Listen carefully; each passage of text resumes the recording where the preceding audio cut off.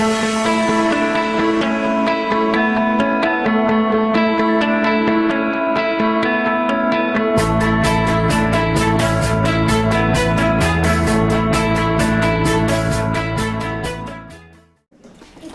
ladies, thank you so much for coming today. It means so much to me.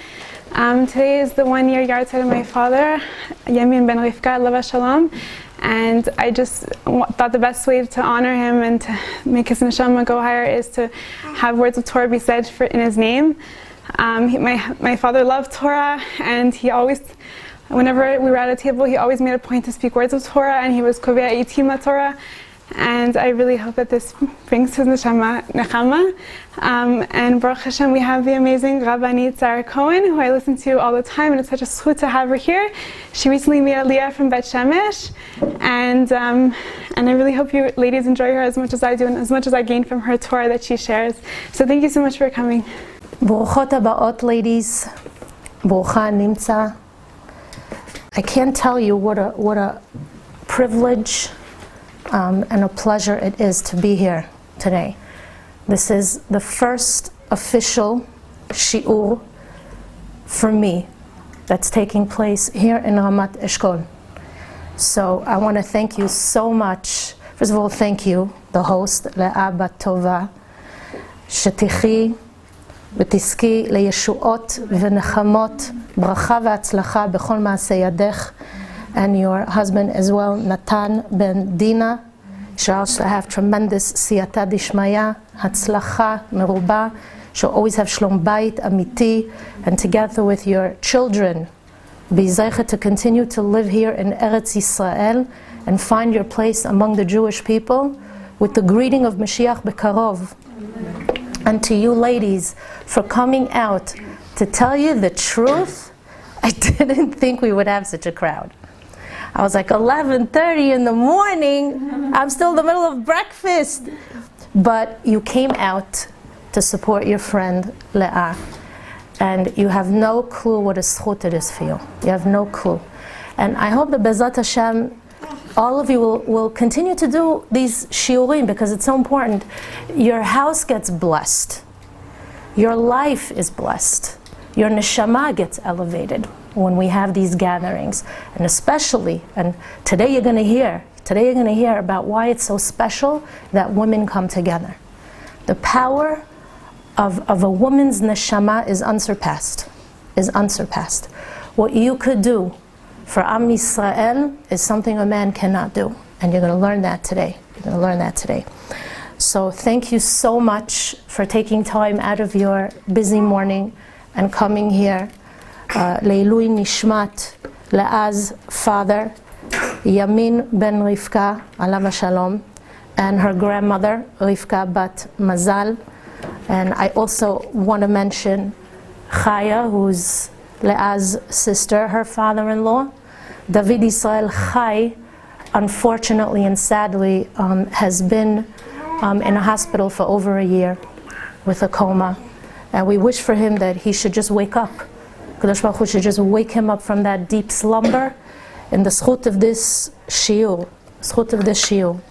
And I also want to mention, one more, I promised a friend of mine, it's her grandmother's yahrzeit as well, Sophia Sonia Bat Sarah, Aleh Shalom, and her son Marik, who sacrificed his entire life just to take care of his mother after his father had passed away. And his mother was a young widow, and he took care of her. Hey, how are you? Come on in. I'm so happy you're here. Hi. Come on in. Sorry. Why are you sorry? To interrupt. That's okay. Who sacrificed his entire life when his father passed away and his mother was a young widow. He literally put his entire life aside and took care of his mother until her dying day. So we wish him tremendous hatzlacha meruba and ilui neshama to Sophia Sonia Bat Sarah. And of course I have to tell you, you all are so skinny that you must taste something. You got to go home with something from this amazing sweet table that Leah prepared for you and her sister as well. This week's parasha is Va'era. It's the Parsha that I was born in.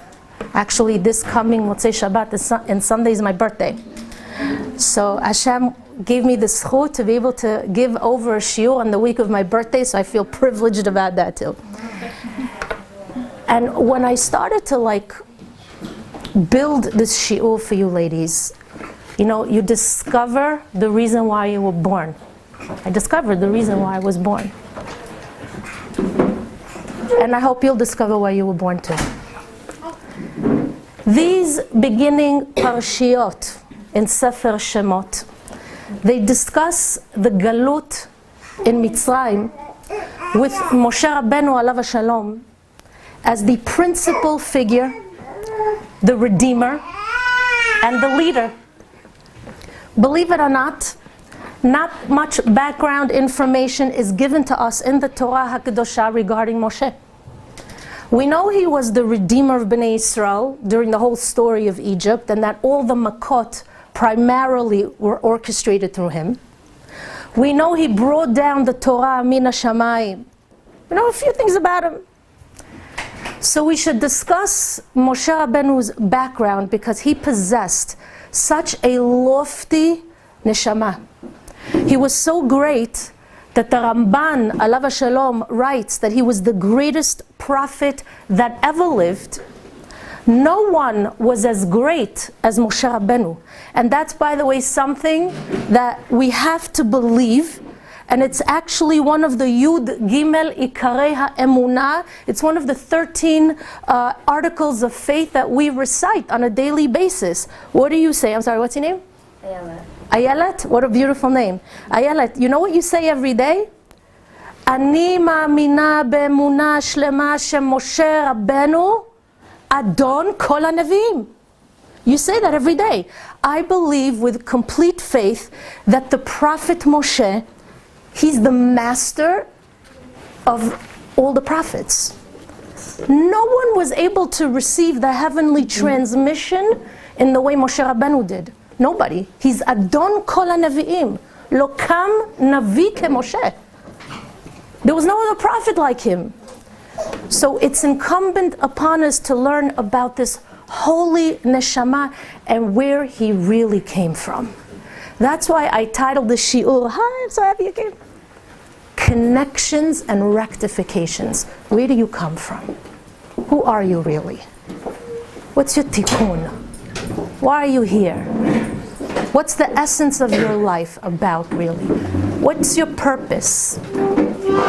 Maybe if you knew where you really came from, you'd understand. Maybe if you knew your tikkun, you would try to rectify. And maybe the shiur is going to teach you how to look for connections and rectifications, how to search for them. So let's learn, Be'emet, where did Moshe really come from? Now we know that as a child, or actually children in general, they're created when parents unite in an intimate act,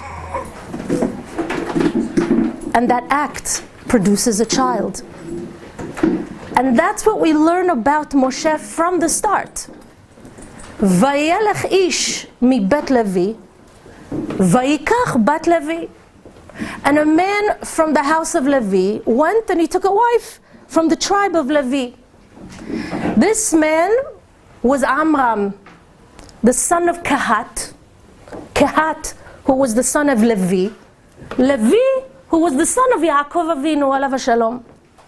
So Amram's great-grandfather was Yaakov Avinu. That's number one. Amram marries a woman named, what was her name? Yocheved. The Torah tells us that when Yaakov Avinu's entire family came down to Mitzrayim to dwell there, there were a total of 69 people. Levi's wife was pregnant at the time, and she delivered a baby girl at the border of Mitzrayim. That baby girl was Yocheved. She was the 70th neshama to come down to Mitzrayim together with the whole family. So guess what? Amram, follow along, the son of Kehat, Kehat was Yocheved's brother, married Yocheved. his aunt. Did you ever know that? Amram was Yocheved's nephew. Now, why does the Torah have to inform us about Amram going out to take a woman from his family? Why can't the Torah just tell us what it usually does? Moshe Rabbeinu was born and she went, they went, vatahar, vatelet, and that's that. I mean, we know that in order to have a baby, a man has to go out and seek a wife. Why all the extra details? Just tell us Moshe Rabbeinu was born. And the Sfarim Akdoshim explained something that the Torah was trying to teach us, that as great and as holy as Moshe Rabbeinu was, he was born from the union of human parents. Moshe Rabbeinu had a mother, and he had a physical human father. Why is that so important? Because that's different than the Christian religion that rests on the foundation and the notion that Yeshu was the son of God and that his mother was Miriam. Okay, very beautiful. And who was his earthly father? Who was his father? Anybody know? They claim he had no father. In Christianity, that's called an immaculate conception. They claim that Miriam was a betula, a virgin girl, who God impregnated. Chachamim say on this, lo alenu velo alechem. According to Jewish law, that idea is completely anti-Torah. You will never see, not since that day that they claimed it, ever on the planet, a child will always be born from a union of human parents with a male father and a female father, with God being the third partner who places the neshama into the body of that child. There are three partners in the creation of the child: Ima, Abba, ve'Elokim. So what does the Son of God mean exactly? You need a human mother and you need a father. That's why the Torah goes out of its way to inform us that Moshe was born the way every baby is born. HaKadosh Baruch Hu didn't want us to think that he was created from an immaculate conception because he was so holy. No. Although Moshe Rabbeinu was Adon Kol HaNavi'im, the master of all the prophets in the world, he was born like everybody else. Vayelech ish mi bet Levi, vayikach isha mi bet Levi. Moshe Rabbeinu had biological parents and he was born like everybody else. In other words, you don't have to be conceived the way the Goyim claim Yeshua was conceived in order to be a great and holy man. Moshe Rabbeinu was the greatest and most holy of prophets, and yet he descended into this world in a very natural way. And we know he had a very, very lofty neshama. The Torah tells us that when he was born, his mother saw, vatere oto ki tov hu. She saw that he was good. Well, how'd she know he was good? He's a baby. How do you know a baby's good? And the Gemara tells us that she saw that he was born mahul. He was born circumcised. That's one interpretation. Another interpretation is that the words ki tov refers back, all the way back to Bereshit, to the day that HaKadosh Baruch Hu created the world and light in the world. Vayar Elokim et haor ki tov. Tov is always equated with light. And the Midrash tells us, when Moshe Rabbeinu was born, the entire room was filled with light. So we see from the onset of his birth that Moshe Rabbeinu was endowed with a very holy neshama. And some of us might think, sorry, what's your name? Ateret? You're a Yelet, she's Ateret? Okay, I don't want to get confused. Some of us might think, Ateret, well, come on, if I'd have a lufti neshama like Moshe Rabbeinu, I'd also be great. I'd also be holy. Of course, Moshe Rabbeinu was born a tzaddik. He was born great. If you were born great, wouldn't you be great? Lav dafka. Not necessarily. But anyway, you were born great. Ateret, I could tell you that. Chachamim tell us we shouldn't think that way, because even though it's true that Moshe Rabbeinu was born with the potential to be great, we see that the child was born mahul, light came into the world. It was still up to him to develop that potential, to activate it, and bring it to life. Ateret, that means that the development of his character, the choices that he made to rise in levels of spirituality, was not something that was given to him at birth. That's up to him.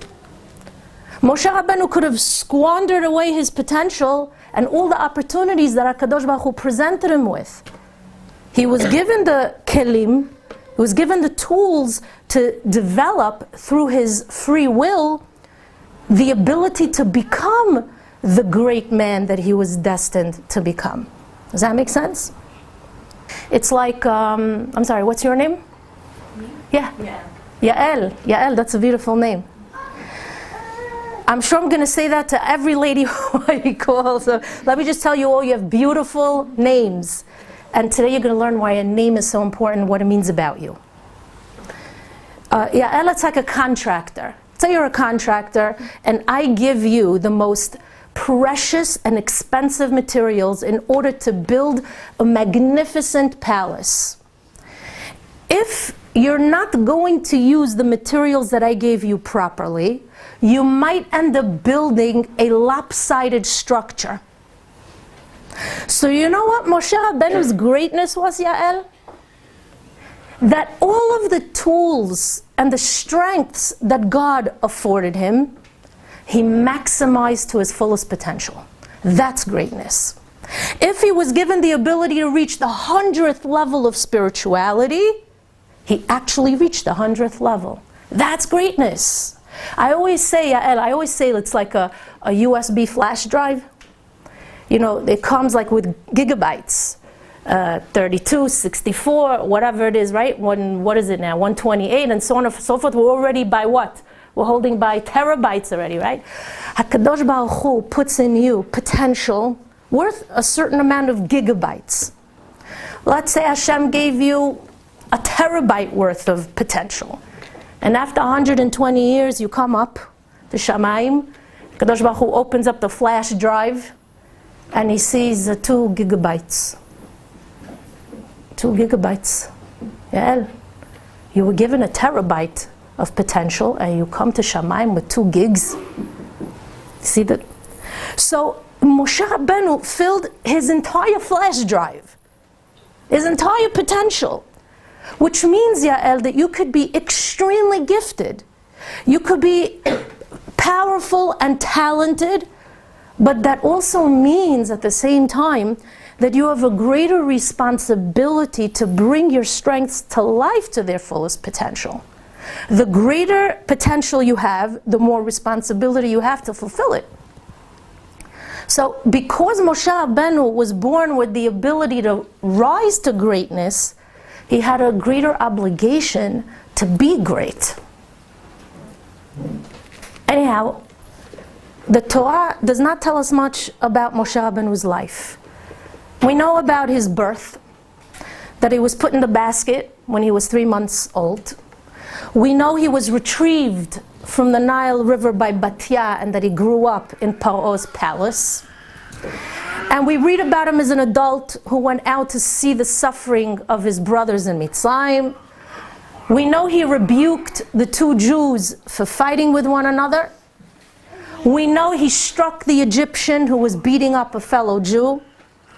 Then all of a sudden we see him in Midian after he runs away from Egypt. So we don't really know much about Moshe Rabbeinu's background.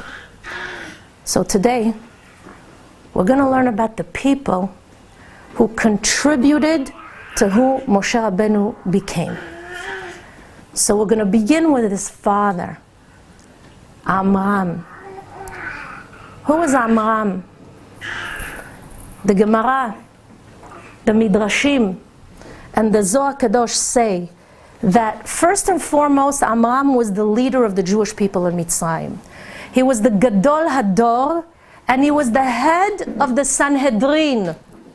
Now, you might wonder, maybe you're not wondering, I don't know, but I wondered, what's Sanhedrin? What do you talk about Sanhedrin? I mean, the Torah wasn't yet given, so how is it possible you can have a Sanhedrin? And the Torah tells us, the Chachamim tells us, even though the Torah hadn't yet been officially given at Har Sinai, many Jews observed the Torah. The Avot HaKadoshim observed the Torah before it was ever given because they possessed divine wisdom and divine guidance.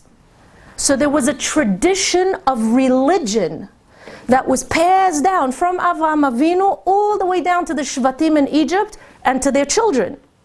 So Amram observed many of the mitzvot. He also lived to be 137 years old, and he died 56 years prior to the exodus from Egypt. Sadly, he didn't partake in, nor did he see the redemption. He died while he was in Mitzrayim. Not only that, but the Gemara tells us that Amram was on a very, very short list of people who never, ever committed an avera in his life. He never engaged in a sin. What's your name? Yonina.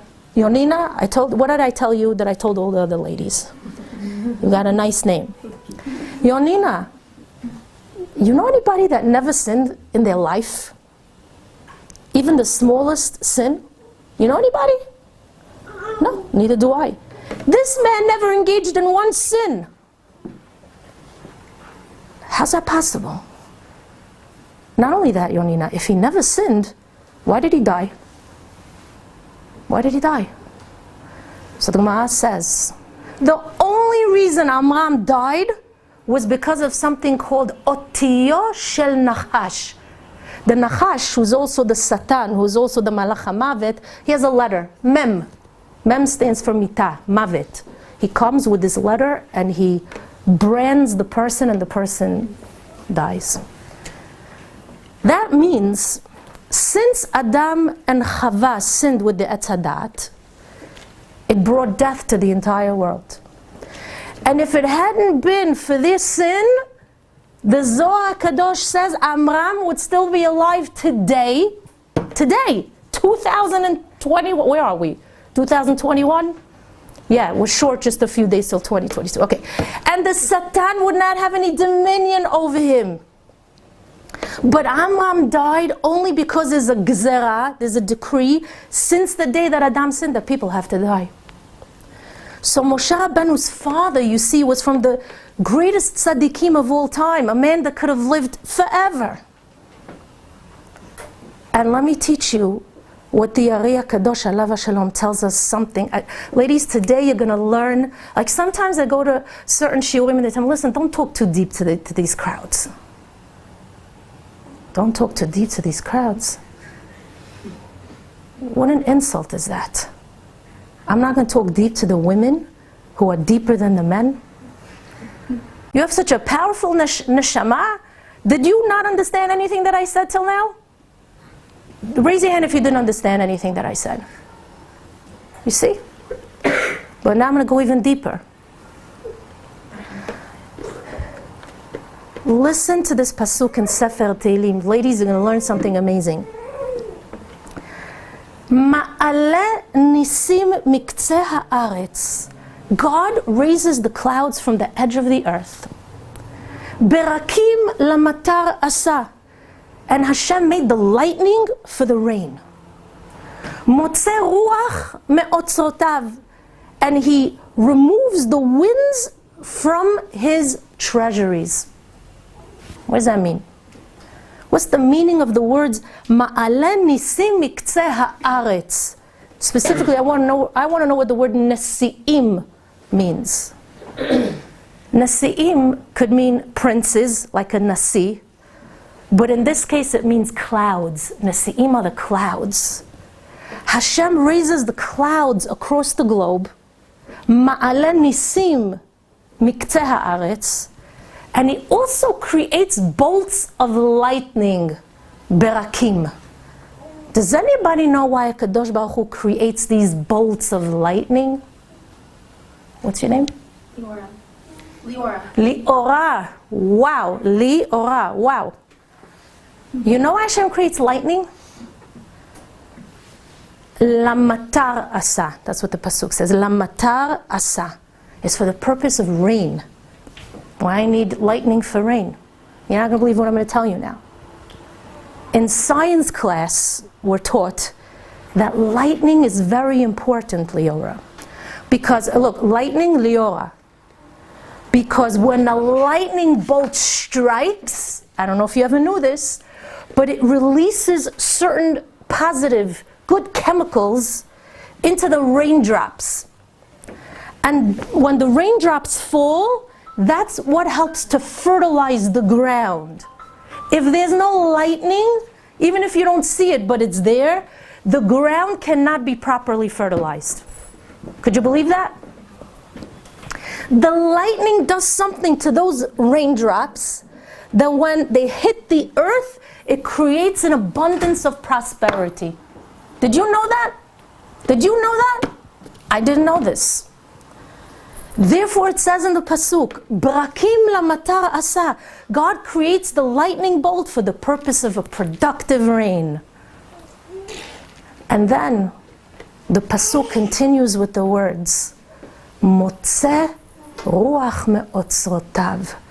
God releases the wind from his treasury. There's a treasury in Shamayim, Liora, called the treasury of the wind, of ruach. When you suddenly feel, Liora, a gust of wind, do you know where that wind originates? You know what its source is, where it came from? It begins in that special treasure box in the heavens, designed for the ruach, for the wind. And when God decides to send the wind into the world, Liora, he opens up the treasure box and the wind is released. And the wind follows the instructions of God. Just like it says in Sefer Tehillim, Ruach se'ara osa devaro. The wind follows the instructions of God. So when you feel a gust of wind, you should know that the one giving directions to the wind of where to go and how hard to blow is Hashem. And that it was just released from where? From the treasure box. Well, guess what, Liora? That's the simple explanation of these words. But the Ari writes that the word ruach doesn't just mean wind. It also refers to a spirit, to a neshama. Like veruach Elokim merachefet al pnei hamayim, the spirit of Hashem was hovering over the waters. So says the Ari, there is a special treasure box in Shamayim called Otzrot HaRuach. And it's from a specific treasure box that God decides to dispatch a neshama into the world. There are times that Hashem has to take a very holy soul. What's your name? Yael. There are times that Hashem has to take a very holy neshama from a special treasure box, and that neshama is extremely rare. These are the kinds of neshamot that they come down once in every 1,000 years or more. That's how rare they are. Hashem takes a specific neshama from the Otzar HaRuach, from that special treasury, and he's Motze Ruach me'otzrotav. He releases that neshama and dispatches it into the world. So the Ria Kadosh tells us, one of these ruchot, one of these souls that was rare and was dispatched into the world, was Moshe Rabbeinu. He's a once in every few thousand years kind of guy, soul. And who was zeichet to bring down this special neshama into the world? The Ari says, Amram ben Kahat. And if you look closely at the psukim of Tehillim that we just mentioned, you're going to see something fascinating. I'm going to teach you something fascinating. Berakim, we said Berakim lamatar asa. God creates lightning bolts for the rain, right? Motze ruach me'otzrotav, and he releases the wind from the treasury, which we know the wind is really not the wind. What is it? The soul that Hashem dispatches from the treasury box. Notice the words. Asa, motze, ruach me'otzrotav, right? These are the words consecutively. Well, the Rashi Tevot of each of these words spells the name Amram. You know what that tells us? That Amram was one of these great tzaddikim who HaKadosh Baruch Hu gave him the ability to bring down from the Shamayim one of these ruchot that came out from the Otzar, from the Otzrotav, from God's holy treasury. So Moshe Rabbeinu was a very lofty neshama. His neshama was so great that the Ari tells us his soul is going to be embedded into the body of Mashiach. Even though Mashiach is Mashiach ben David, he's from the Davidic dynasty, the Or HaChaim HaKadosh Alav HaShalom explains that in the Tfilah of Musaf and Shabbat, you say the following words. Hen ga'alti etchem acharit kereshit. God says, I'm going to redeem you in a way that the final redemption, that's now, will be like the first redemption. They're going to be mirrors of one another. Ga'alti etchem acharit kereshit. The first redemption was the one from Egypt. Who was the redeemer at that time? What's your name? Shoshana Devorah. Shoshana. You got a double whammy going on over there. Shoshana Devorah. Who's the redeemer at that time in Egypt? Moshe Rabbeinu. So the Ari is saying, just like Moshe Rabbeinu redeemed us in that first redemption, he's going to also redeem us in the final redemption. So the Ari says that the nitzots of Moshe Rabbeinu, that spiritual spark, is going to accompany the Mashiach. And I'm going to prove it to you. I'm going to prove it to you, Shoshana Devorah. The Gemara tells us that Mashiach has many names. He has many names. For example, in Parshat Vayechi, when Yaakov Avinu, alav hashalom, blessed the tribe of Yehuda, the Torah says, Ad ki yavo Shiloh. Your tribe is going to be singular, it's going to be Malchut, until Shiloh comes. Who's Shiloh? There. It's one of the names of Mashiach. Shiloh is one of Mashiach's names. Like the Gemara says, he has a name like Yinon is one of his names. Menachem is another name of his. Chanina is another name that he might have. So Mashiach has many names. That's why we refer to him as Mashiach. Mashiach is the Redeemer. But why this word? Why Mashiach? Because the word Mashiach stands for Menachem, Shiloh, Yinon, and Chanina. You see that? That's the name of Mashiach. And interestingly, I'll tell you another thing. Got to bring my show and tell. The Zohar Kadosh tells us that the name Shiloh, one of those names, equals 345. You see that? You see how it's equal to 345? Okay. And they say that that gematria, 345, is the same gematria as the name Moshe. That's also 345. Says the Ari, that's an indication of how lofty Moshe Rabbeinu's neshama is, and that he's going to be in his spark is going to be embedded into Shiloh, into the future Mashiach. And of course his father is Amram, big tzaddik. So we see that Moshe's origins were very lofty from the get-go. Now ladies, we got to talk about the women. What about his mother? Yocheved. Who was she? Let's talk about her.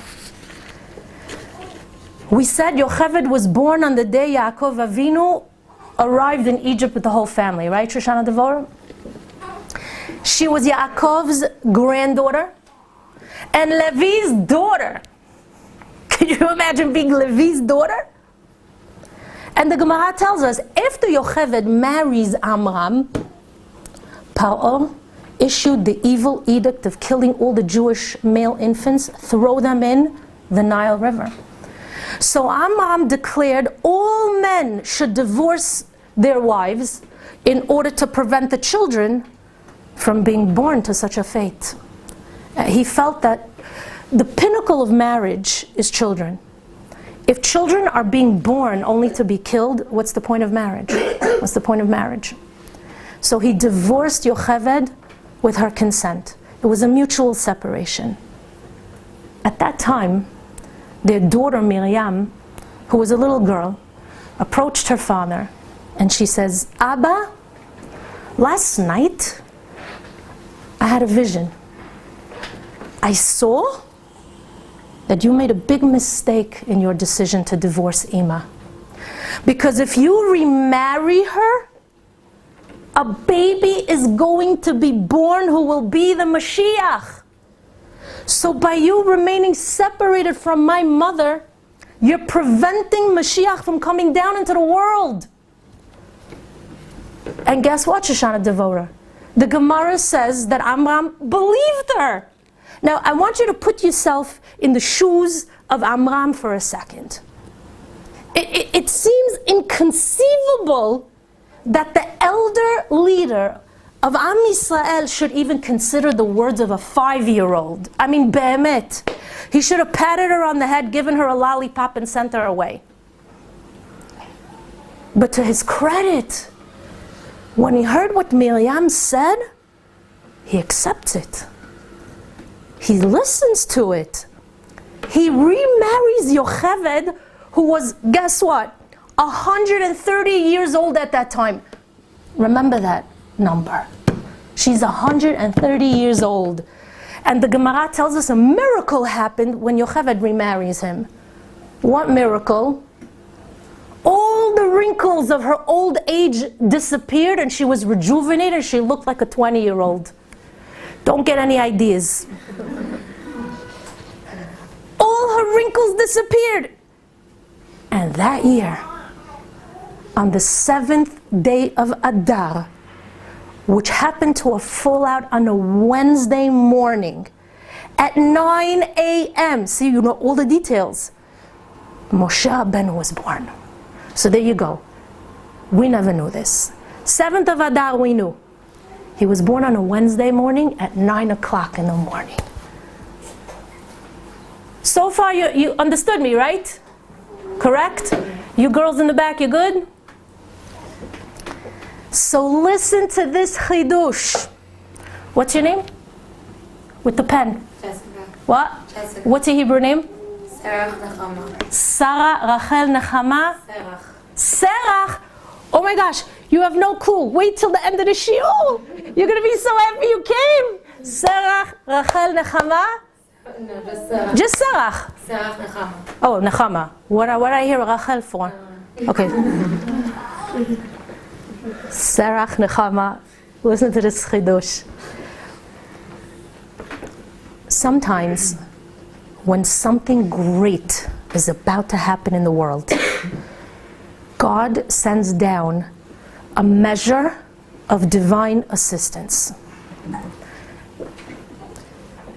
Sometimes, an event is so important that a special siyata dishmaya has to be dispatched into the world in order to help you succeed. This siyata dishmaya can come in many forms, but one of the ways that it's done, don't get scared now, is in the form of neshamot of tzaddikim from previous generations who come down into the world in order to assist you in a lofty spiritual endeavor of great magnitude.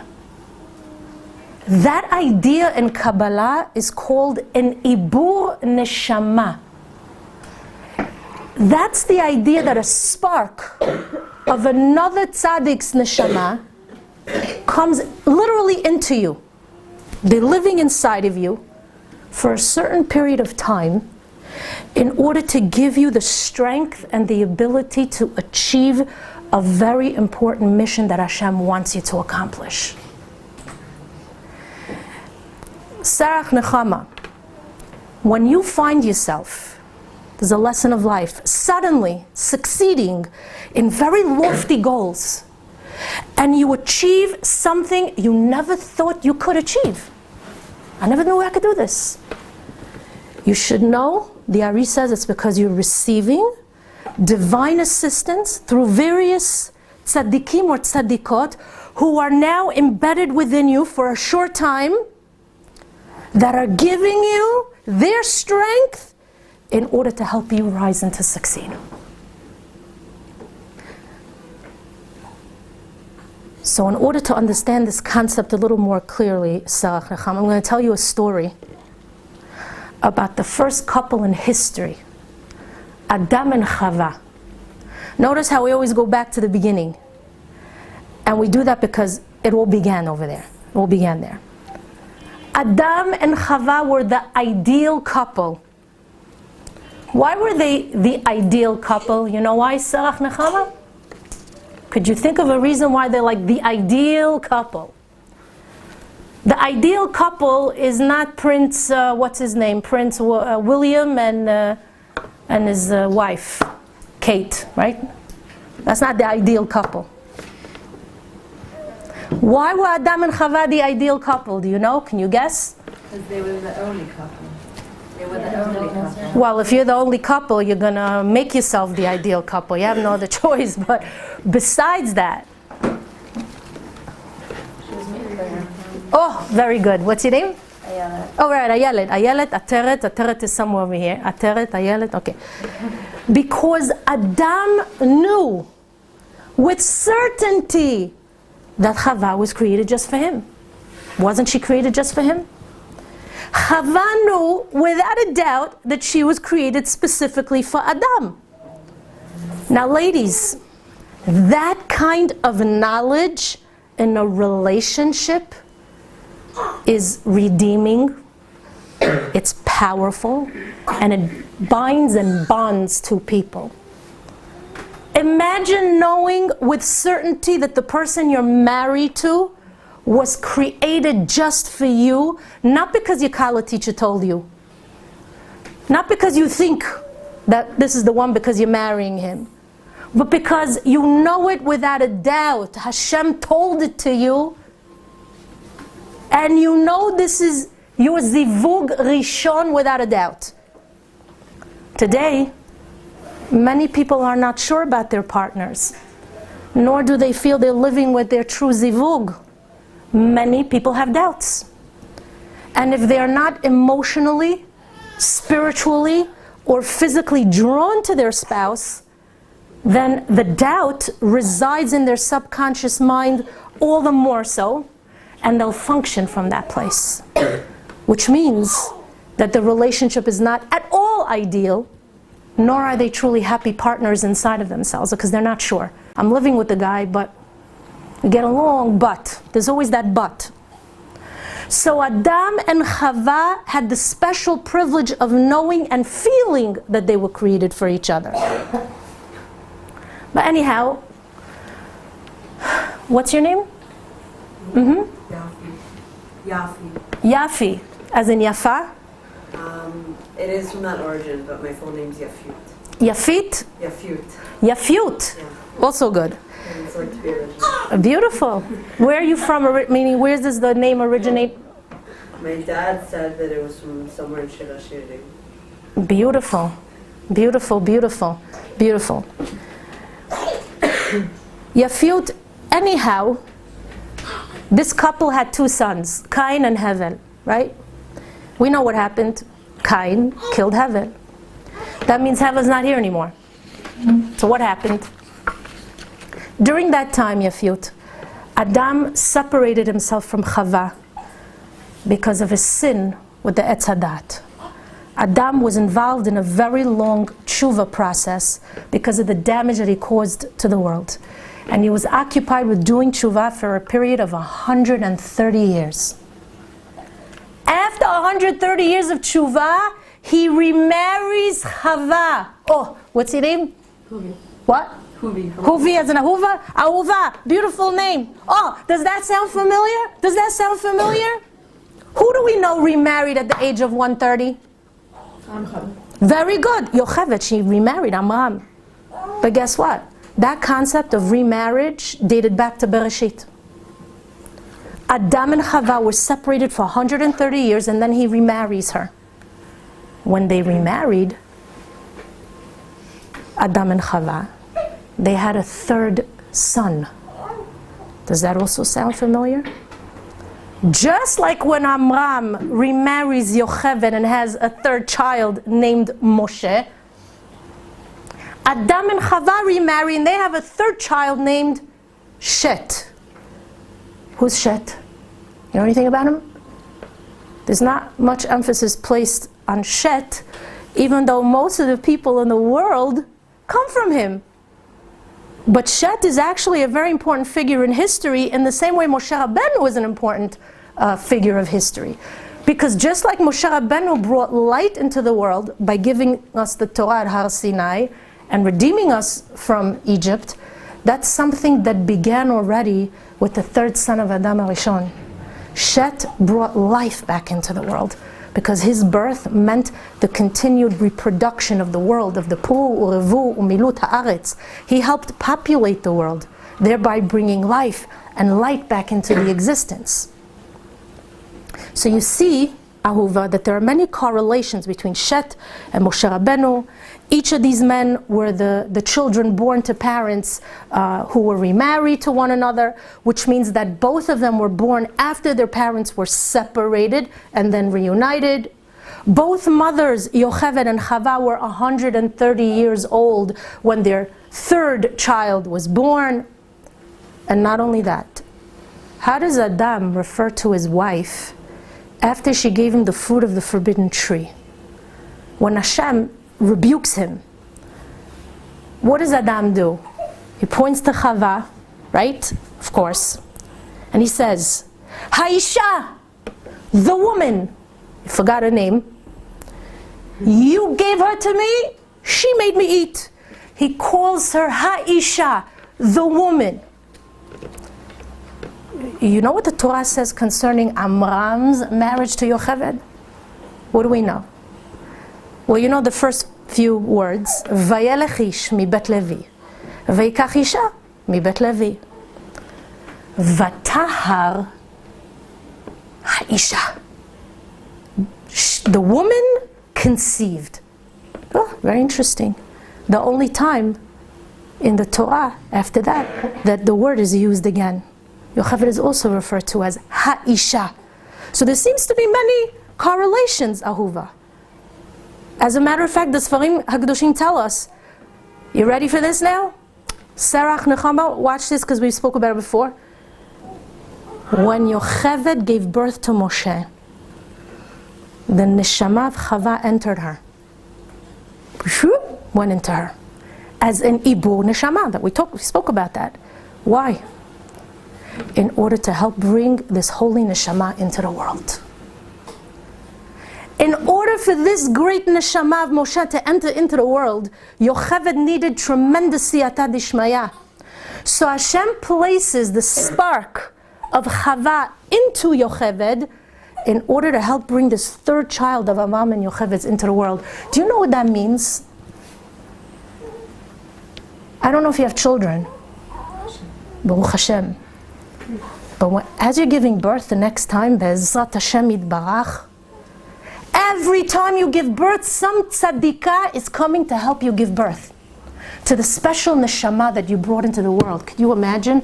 Just knowing that I don't know which neshama came down to help me, but somebody that I'm somehow connected to up there came down to help me give birth. Wow. Can you imagine? Connections and tikkunim. Not only that, Moshe Rabbeinu had many names, 10 to be exact. One of his names that he's known by and actually stuck with him was the name Moshe. Asks the Ari Kadosh, did I bother you yet? Ah, shucks. I'm bothering you now. What's your name? Abigail. Abigail, beautiful name. That was one of David HaMelech's wives. Asks the Ari, why was he named Moshe?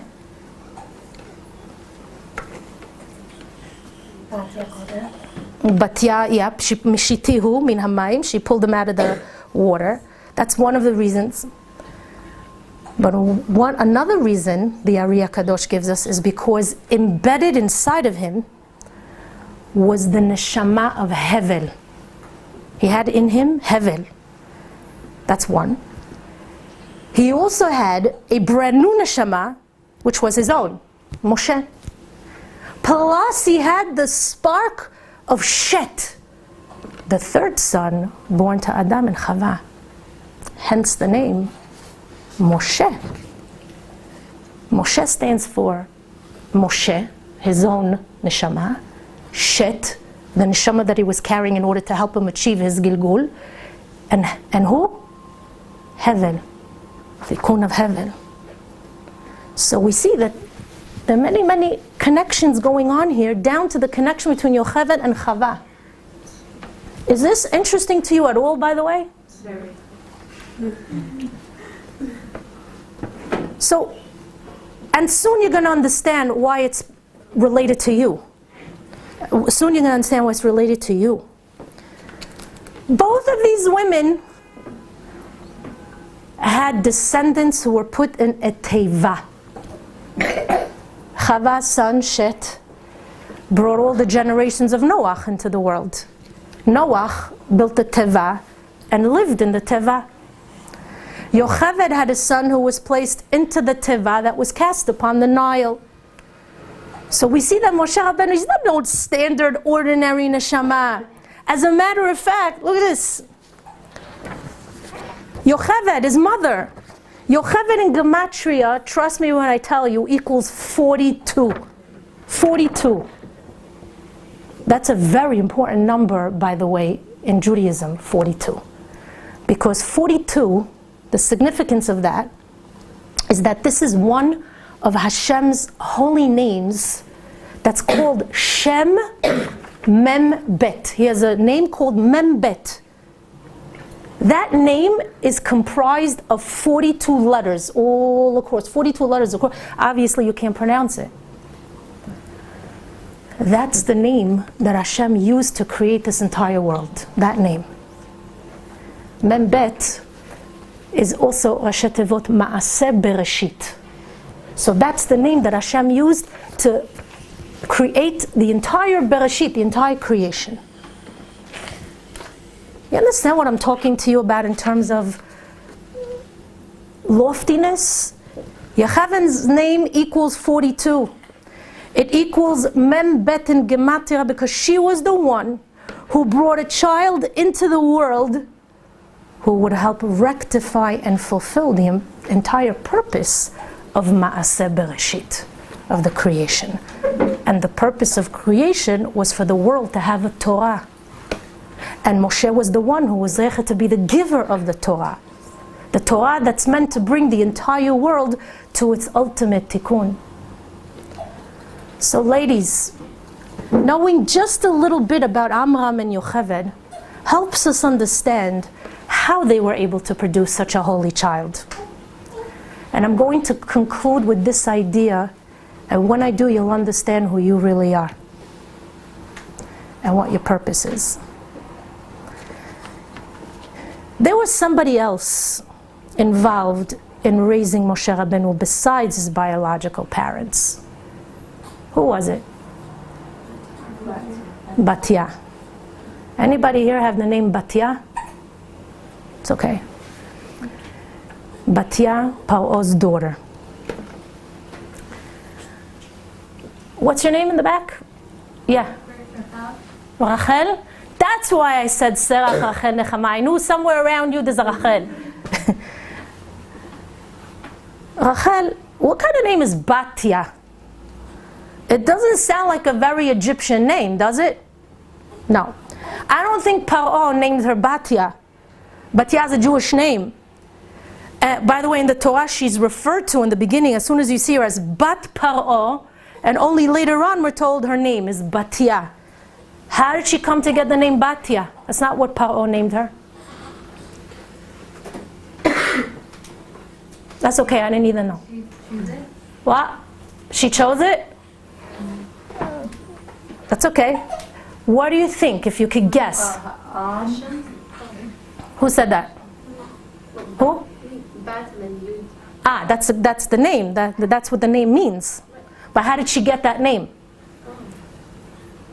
That's okay. I didn't know this either. I only knew it when I prepared the shiur. I promise you.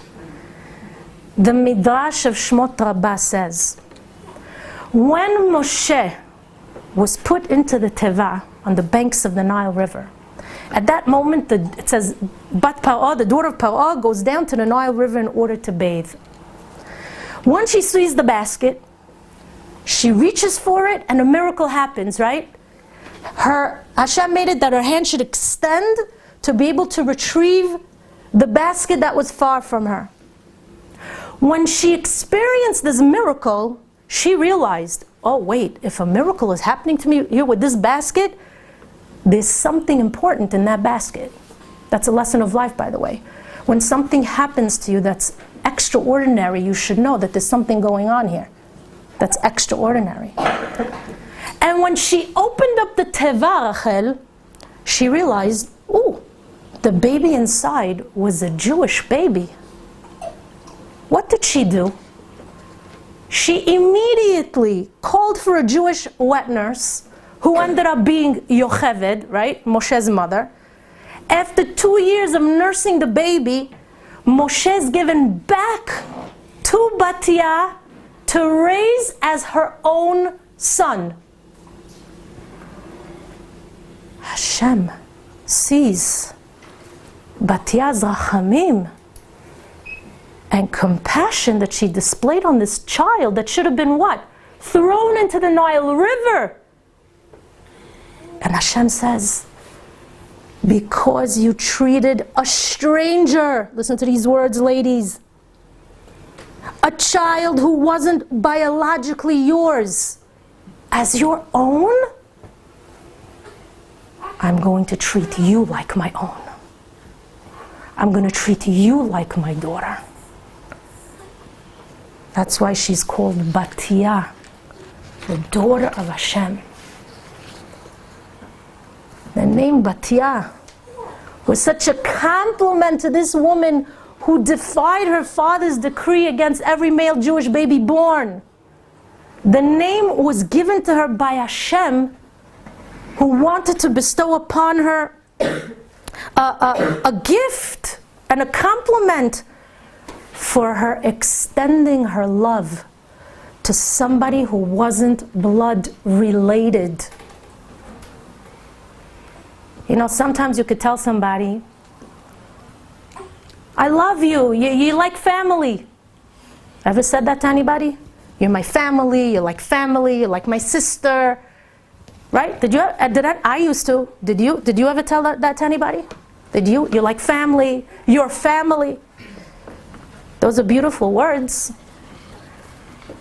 But the Chachamim say that doesn't necessarily mean that you'll ultimately treat that person like family when push comes to shove. But Chachamim say Batya, that's a different story.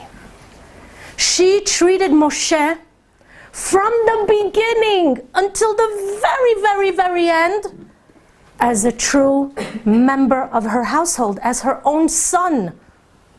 And for that she's rewarded by Hashem. But you know what? What's your name?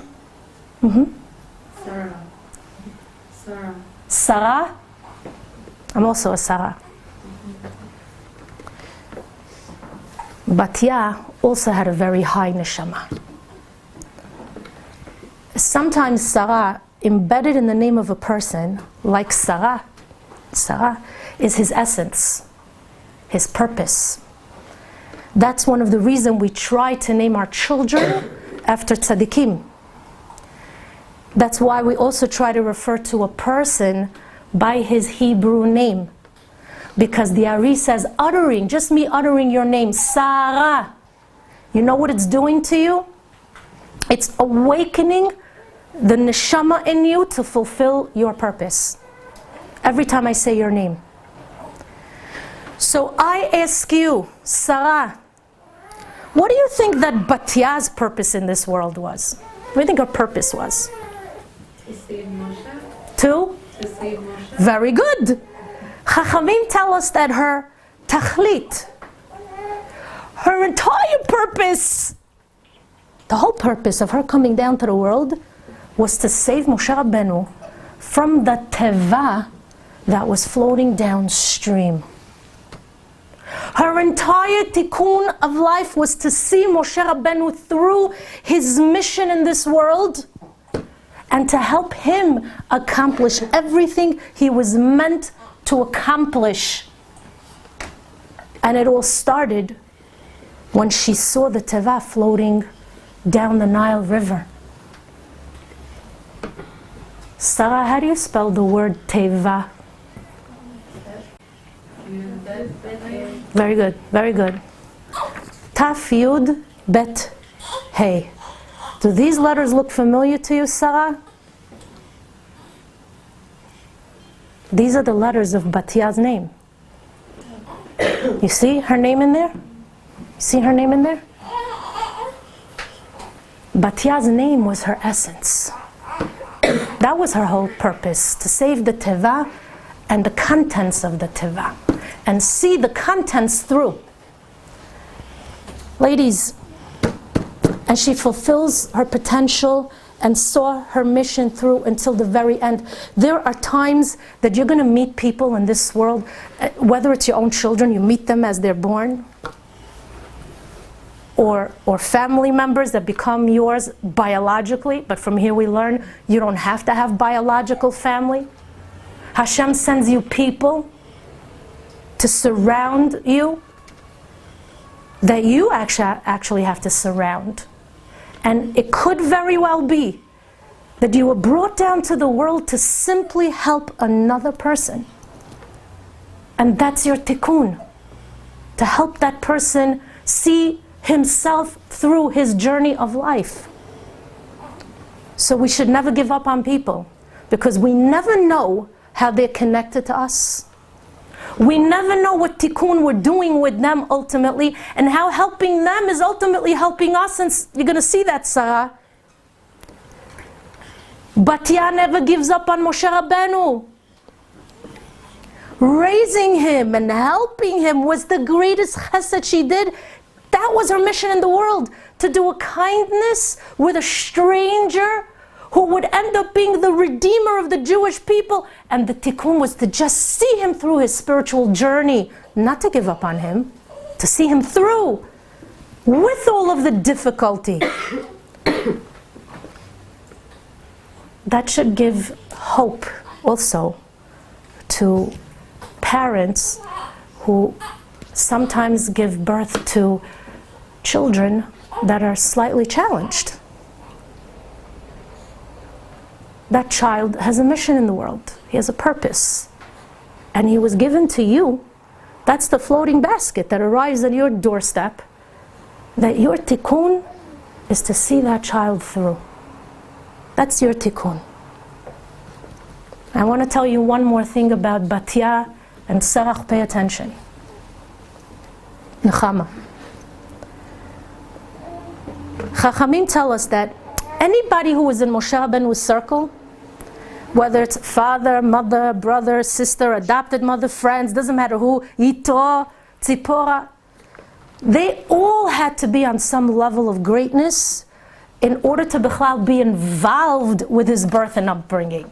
You have to have a level of spirituality in order to carry such a special neshama in your womb and then give birth to it and see it through, right? Through its journey. As a matter of fact, just to give you some info, who did I not bother? Rachel. I'm sorry? Rachel Bracha. Rachel Bracha, beautiful name. I have a Talmida in Teaneck, New Jersey, who has your name, Rachel Bracha. She's French, from France. Persian. Oh, you're Persian? Same thing. Almost the same thing. The truth is they're of Sephardic descent, so we all started where did we all begin? Be'emet, we all began here in Eretz Yisrael. Right? Adam and Chava were created here, and we all came from Adam and Chava. So really, this is our source. This is our origin. Rachel Bracha, the Gemara tells us, when Batya went down to the Nile River on that day to bathe, she wasn't just going to bathe. She was going to actually convert to Judaism. She wanted to immerse herself in the waters of the river like a mikveh. And I say wow. I say wow because who the heck was converting in the land of Egypt at that time? The Egyptians were the most immoral people, steeped in idolatry and sorcery. What happened that Batya suddenly woke up one morning and decided to convert to Judaism, Bichlal? What's going on over here? Why would Batya, the daughter of Paro, the world leader at that time, why would she, Bichlal, want to be Jewish? There are Jews out there who don't want to be Jewish. And here we have an Egyptian Gentile woman, the daughter of Paro, who wants to become Jewish? That must mean, Rachel Bracha, that Batya had a very special and holy neshama. Salamit, I'm going to tell you something that's going to shock you now. You ready? Sarah, you ready? Write this down. I say the pen and paper. Okay, this is for all you women. The Zohar Kadosh tells us, and every woman should know this, because you might end up there. The Zohar Kadosh says, in Shamayim, there are 7 heichalot, 7 holy chambers that are managed by women for women. Managed by women for women. These chambers, they're going to be your home. They're like learning centers, like a yeshiva of a sort for women, like Bet Yaakov seminaries, like a spiritual house where you truly belong. And you're going to be divided, all of you, depending on your spiritual level, between these 7 hechalot. And there are 7 of them. And there are 7 great women who are running these hechalot in Shamayim. And if you get to any of them, you're going to be zeicha to be taught by these women. You hear what I'm telling you? I don't even know if you understand what I'm telling you here.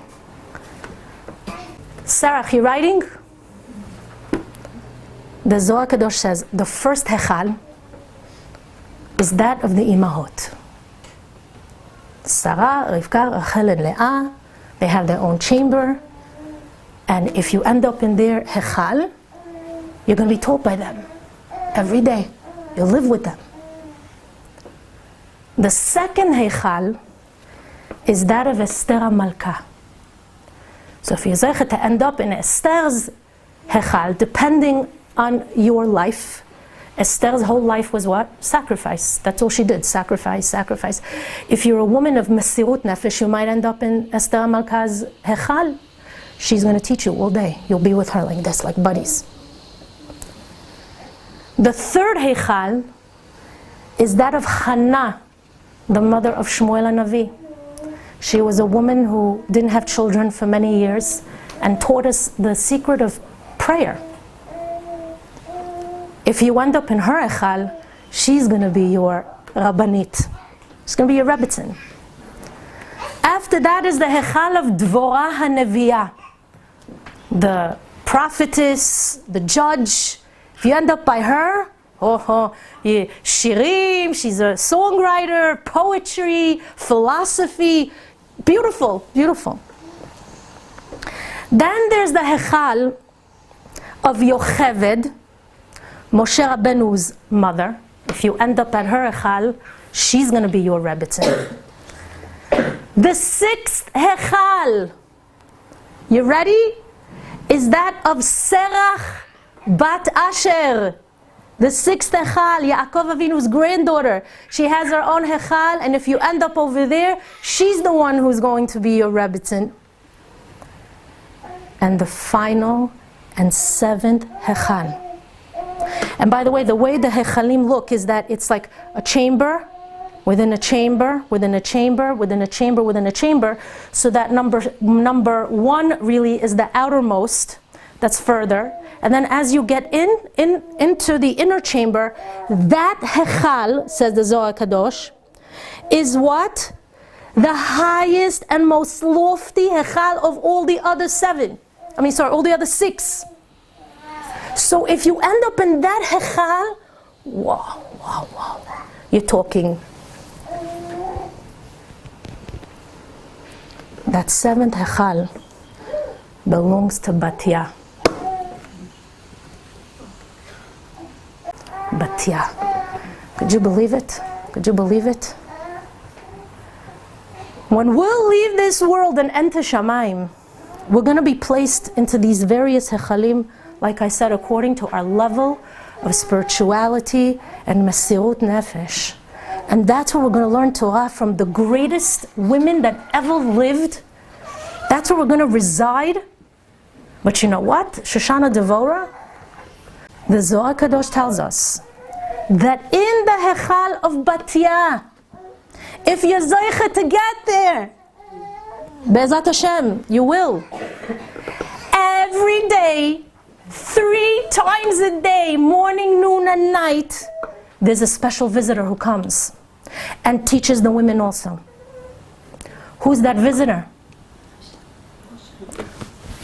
You just said it. Somebody just said it. Moshe Rabbeinu! Moshe Rabbeinu comes to visit Batya in her hechal as a hakarat hatov for saving his life. Every day, 3 times a day, he's there. And he's thanking her for saving his life, for seeing him through his entire journey of life, from beginning to end. Could you imagine the zechut that you have, Shoshana Devora, when you come across a person who you could see through where you might end up? You saw him through where you might end up? That's why it's so important never to give up on people. Because if they came into your circle, they're connected to you. And Batya, it says in turn, 3 times a day, every day, praises God for giving her the zechut to raise and to love the great Rabbeinu, the man who went up to Shamayim to receive the Torah, and the man who became the redeemer of the Jewish people, the man who's going to be the Mashiach. Thank you, Hashem, for choosing me to see his journey through. Those are connections and those are rectifications. And guess what, Shoshana Devora, I'm going to now shock you even more. Not only that, you'd think, oh, there's more? Yes. Batya is one of the few people that the Zohar Kadosh tells us never died. She never died. Amram, if you remember we spoke about it, the leader of the Jewish people died. Batya never died. Hashem literally took her from this world and she entered the Shamayim like a human being, like Eliyahu Hanavi Zachur Latov. She never died. The Satan didn't have the right to take her neshama. You know what that teaches me about Batya? She was a very holy woman. A great neshama. It teaches me that when you sacrifice yourself for the good of somebody who wasn't even biologically yours, you not only have a long life, you have no death. You have no death. She never died, this woman. for me, it's an eye-opener. Ladies, before I wish you well. I'm sorry, to remind you of the story. Oh, the story, yes. Do we have one, two? Okay. I just want to tell you, before I'm going to end the shiur, and then I want to tell you a quick story that I hope you'll be inspired by. And then I hope you're going to make a bracha over here, Leilui Nishmat, the Niftar and Nifteret. And we have an envelope that we want to pass around for tzedakah that we're going to give to Ol Sarah, which is the organization that I take care of. Ladies, today we spoke about many deep concepts. We spoke about Moshe Rabbeinu's background, who his parents were, who Batya was, the connections from Bereshit, the tikkunim from Adam and Chava to Moshe Rabbeinu. Ladies, when you're dealing with a glass made of very fine crystal, there are only certain people that can handle that glass, right? You wouldn't give a delicate, refined glass to a little baby, to a small child, right? Because the child will drop it and the glass can very easily break, correct? Well, guess what? The same is true concerning a person's neshama. When you're dealing with such lofty and sensitive neshamot in your care, like Moshe Rabbeinu, who originated in the special otzar, in that holy treasury of Hashem, you can only have the greatest of tzaddikim dealing with that neshama. Only they have the ability to nurture it, care for it, love it the way it deserves to be loved, and then see that neshama through life. So I'm telling you, women, the Gemara calls you tzadkaniyot. You have that title from the get-go, but what did I say about Moshe? He also had the potential. You have the potential to fulfill your tzidkot. And if you're tzaddikot to begin with, that means every child you produce is a very special and sensitive neshama that also has the potential to be great. And your tafkid is to love it, care for the baby, nurture it, give it the strength that it needs. Imagine the zchut you're afforded when God places into your care such a neshama that has such a great mission in life. The neshama might not be biologically yours at times, but you have the opportunity to love it just like your own. Could be a friend, could be a neighbor, doesn't matter who. And to see that neshama through from the beginning until the very end, no matter how difficult it is for you or what risks are involved. Look at the reward Batya receives for raising Moshe, this very holy neshama. This was a woman who saw her mission through from start to finish, and she never abandoned her purpose. So Yeh Ratzon, that in the zchut of Moshe Rabbeinu, Rabban Shel Yisrael, we should be endowed with bracha, with atzlacha, osher vechavod, briyut eitana, and the clarity to see the tevot, the baskets of life, all the various opportunities that float our way, and then to retrieve them, like Batya did, with love, with consideration, and to be happy and to feel privileged to have been chosen to take part in the mission that can ultimately redeem Am Yisrael. And when we be Zoicha, to be the women who greet the Mashiach Bekarov. Just to give you a little more inspiration, I'll tell you quickly a story, because we were speaking about Rabbi David Abu Chatzera Shalita, who lives in Nahariya, the grandson of the Baba Sali. I was once at my Rebbitzins seminar, a retreat for women, and a Hasidic Rebbe from Kiryat Tzanz, that's in Netanya, was trying to talk to us about Da'at Torah, about Chachamim. And he was saying that when he came from America, and he had a very difficult time with Shidduchim. For some reason or other, he was saying that as a Hasidic boy, if you're 24 and still not married, that's like a grandpa. For them, they get married 18, 19. So for him to have been 24 and still not married was like people were already starting to talk. But guess what? It was already 27, not 24. So his parents were already beginning to worry. What are people going to say? He says, finally, he turns 28. And he's introduced to a 17-year-old girl. Now, he doesn't think it's going to go. He's 11 years older than her, but the parents decided it might be a good match. He sits with her, and finally, he says, finally, I meet the girl that I could actually live with. I actually like her. So he leaves the bisho. It's a bisho. You know what? The Hasidim, they have a bisho. They don't go out to restaurants and things like that.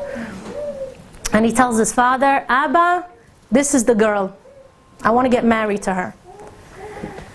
And they start, asking questions and this and that, and it becomes known to them that there's a problem with the shidduch. What's the problem? The girl's name is Esther. His mother's name is also Esther. They didn't realize that. So now they have a problem because the Hasidim, they don't marry if, let's say, if the girl's name is the same as the mother's name, they don't get married. They don't get married. So it's a problem now. He says, but what am I going to do? I like her. I want to marry her. This is the girl that I want.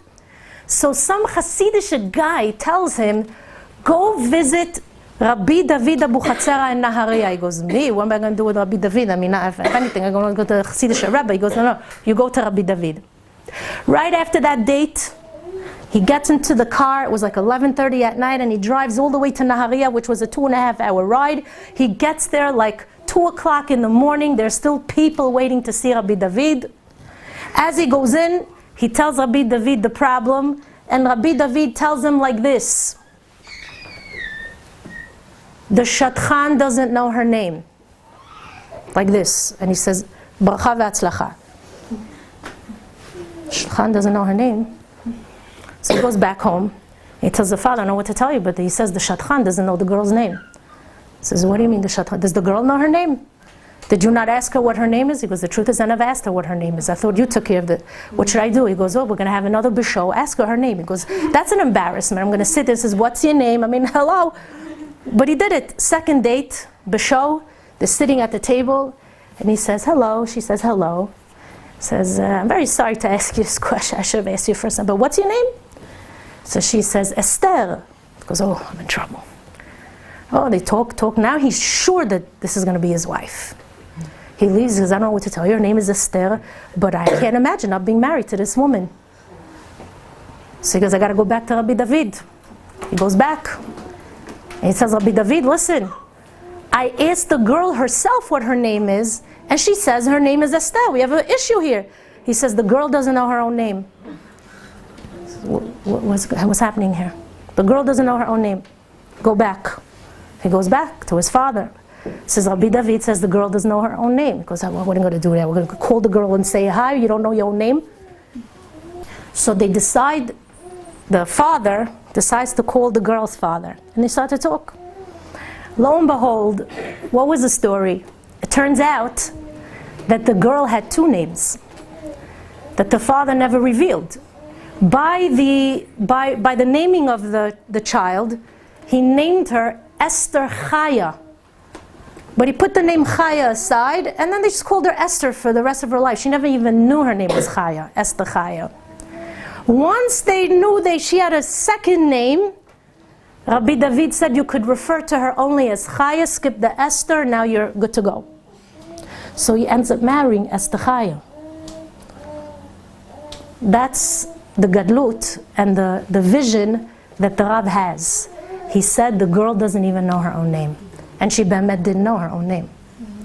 So this is we put our trust and faith in these tzaddikim. So what we spoke about before, definitely, Rabbi David is definitely a great source. Ladies, I want to wish you all a chodesh tov u'mevorach, a chodesh full of light and tremendous siyata dishmaya, And everything that HaKadosh Baruch Hu should want for you, women, should come down to you in your homes, into your lives, into your neshama. And please partake of the sweet table, brachot, and I'm going to pass around the envelope for tzedakah.